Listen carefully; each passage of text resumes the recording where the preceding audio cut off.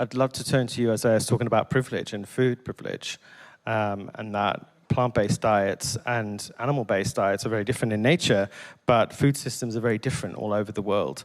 And I'd love to hear you talk a little bit about those differences and how access to food and food equity is not always something to be assumed. We live in quite a wealthy country. You know, you walk into the supermarket, you always have access to food, relatively affordable food for now. But there are other parts of the world where this just doesn't exist. Yeah, I'd say that when we're checking our privilege and navigating these conversations of like, well, how do I get people to go plant-based when my own family didn't even have access to farmers markets? And why is it that there's so many people who are in poverty and low income in the UK feel so much shame going into a food shelter to ask for food? Why is it that? I mean, that's because our society has deemed to criminalize people who are poor just for their existence, rather than asking ourselves, this situation is unjust, and the fact that these people don't even have access to these foods is terribly wrong. So I'd say that in terms of privilege and power dynamics, that we kind of ask ourselves, what am I currently doing in order to really ensure that people have access to food, right? I know a lot of people are saying, well, I don't really have that much money, I don't have the power, but the reality is that there's a lot of forms of indigenous knowledge and a lot of cultural knowledge that our ancestors have passed down on us, right?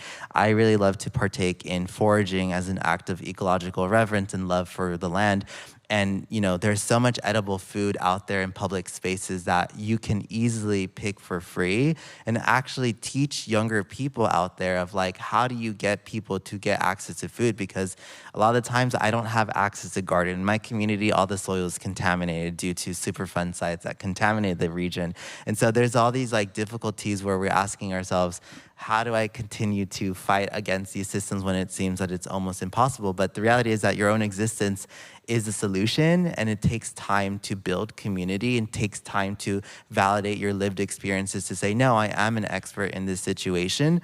And the other thing is like in terms of privilege, when it comes to like looking at different countries and different locations, asking yourself like, what is currently available in your region? Because if we ate a diet that is consistent of our local foods, we wouldn't have access to these types of exotic fruits today here in the global north. And that is something that I experienced in the global south. When I visited, I was like not eating certain products that I have access to, and realizing the fact of like, it's not the same everywhere, but we can make a difference by understanding these methods and these systems that these communities have built without industrial agriculture and replicate them within our own communities.